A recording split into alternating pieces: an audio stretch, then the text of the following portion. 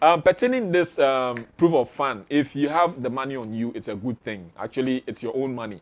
If nobody demands for the money at the airport or through your immigration, sign in and stuff like that, it is your own money. It's still in your pocket. It's good. It's better you have money on you whilst traveling or going to an area where you have no idea or experience about. You understand?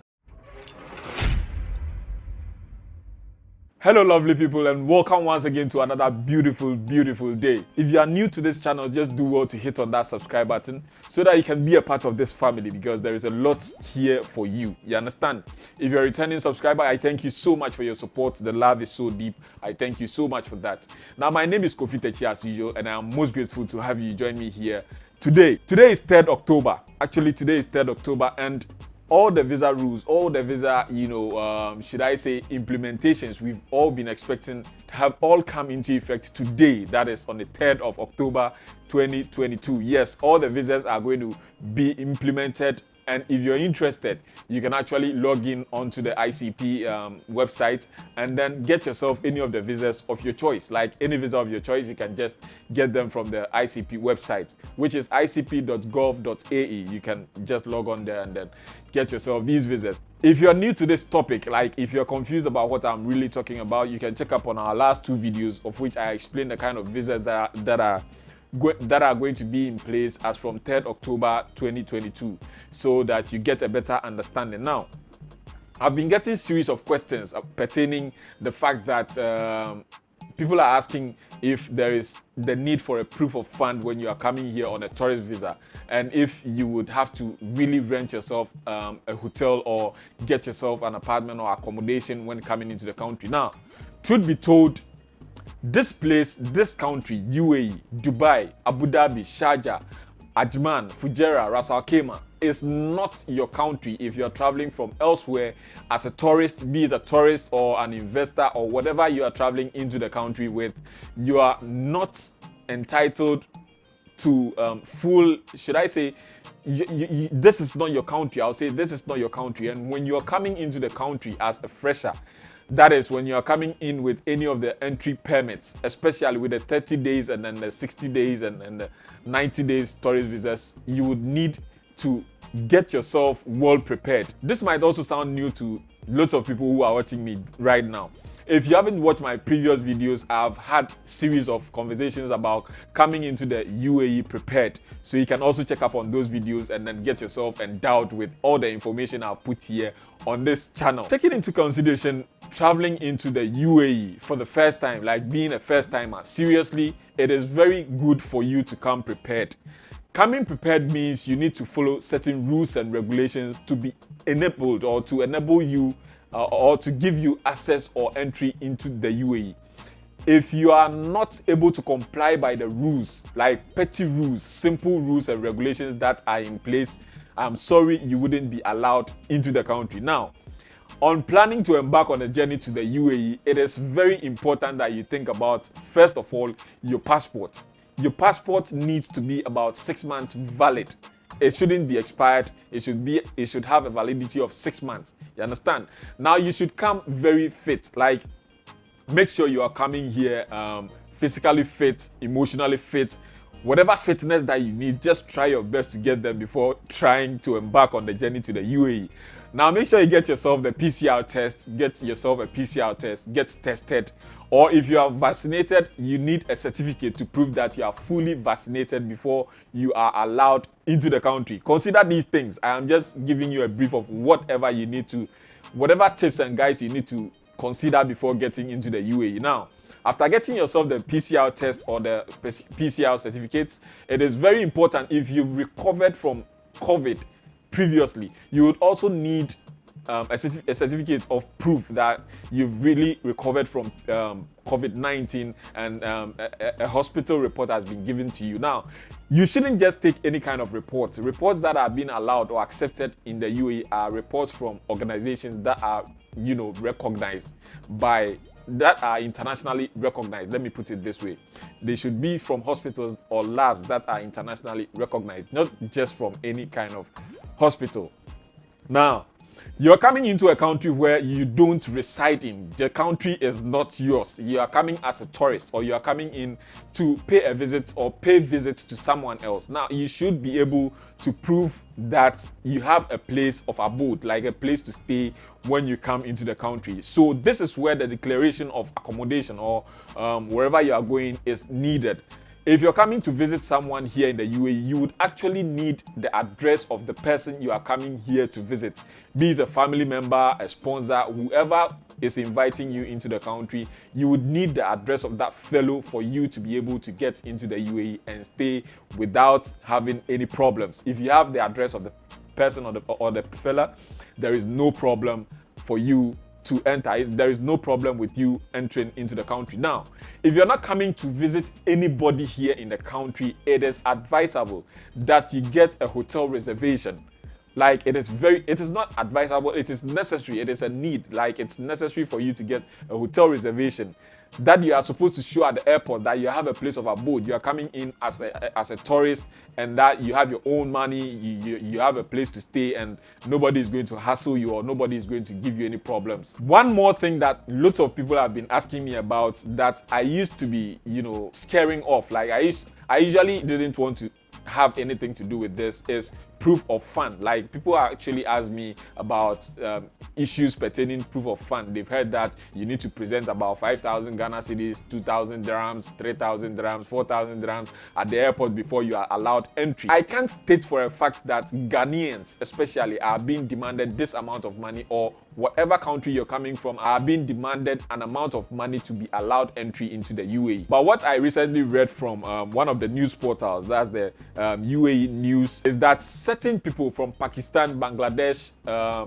Philippines, and other countries were coming into the UAE, and they were asked of proof of fund, which is about 2,000 dirhams, which is going to be about an equivalent of, should I say, $500 and something dollars, $540 something dollars. I'll calculate and put on the screen.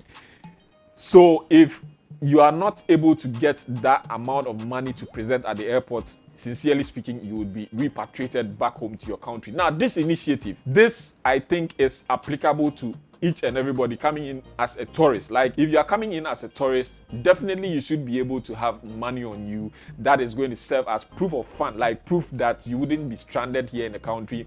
You have an amount of money on you to spend till your vacation or your tourism is over. Then you go back home to your country.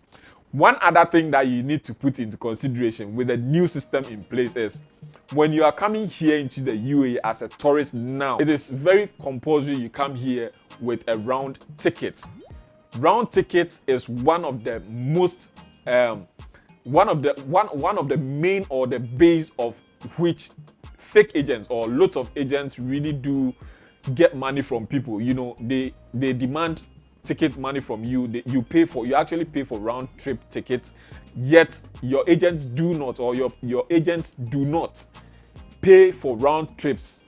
They instead pay one way and then make one a dummy ticket, and you come into the country, and when you intend to go back home, looking at the situation surrounding the place, and you feel like you don't want to work anymore, you want to go back home, you get stranded because your ticket has been taken out, or it wasn't bought, and then you can't go back home and you have no money on you.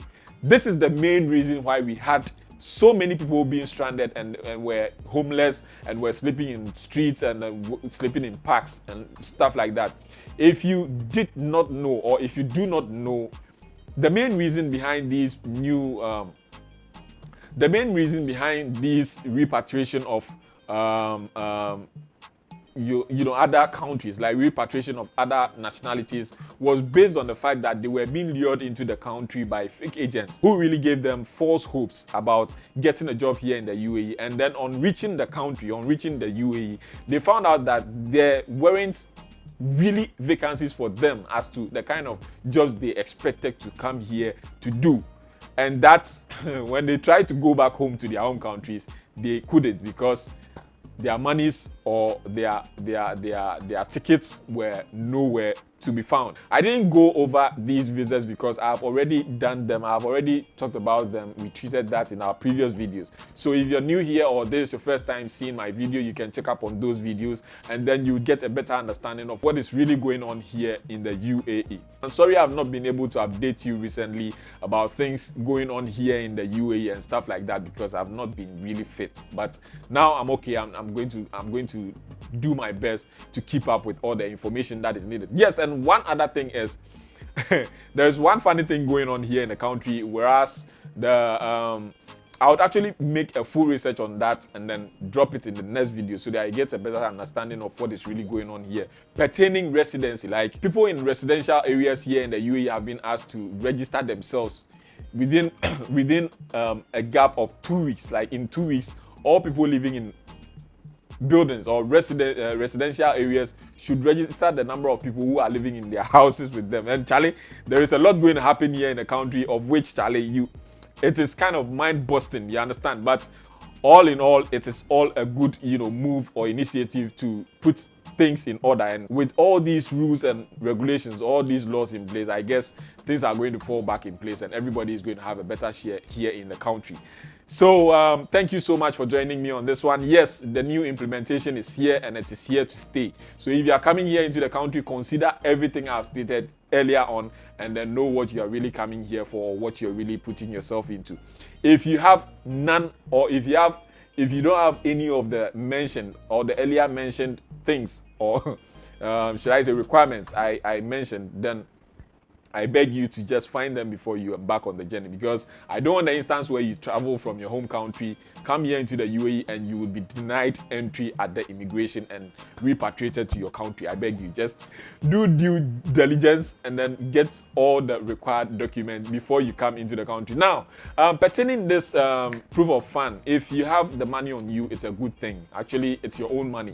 If nobody demands for the money at the airport or through your immigration, sign in and stuff like that, it is your own money. It's still in your pocket. It's good. It's better you have money on you whilst traveling or going to an area where you have no idea or experience about. You understand? So it is a good thing. It is a good thing you keep some money on you and then make sure you have your all medical whatnot, all your medical documents with you. And then one more thing, just do well to have your yellow card.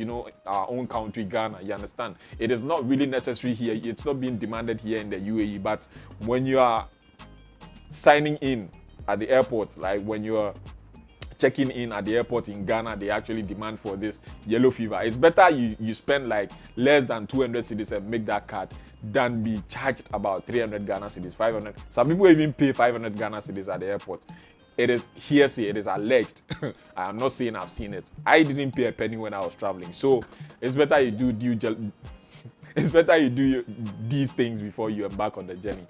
My name is Kofi Techi and I am most grateful you joined me here on this one. Like, if you're new to this and you still haven't subscribed, just do me a favor and hit on that subscribe button and be a part of this family. If you're a returning subscriber, I thank you so much for the support and the love. I am most grateful for each and every, thing you're doing on this channel to push it. You understand? So thank you so much. Thank you so much for joining me on this one. Until we meet again, stay safe, stay out of trouble, and be good. See you on the next one.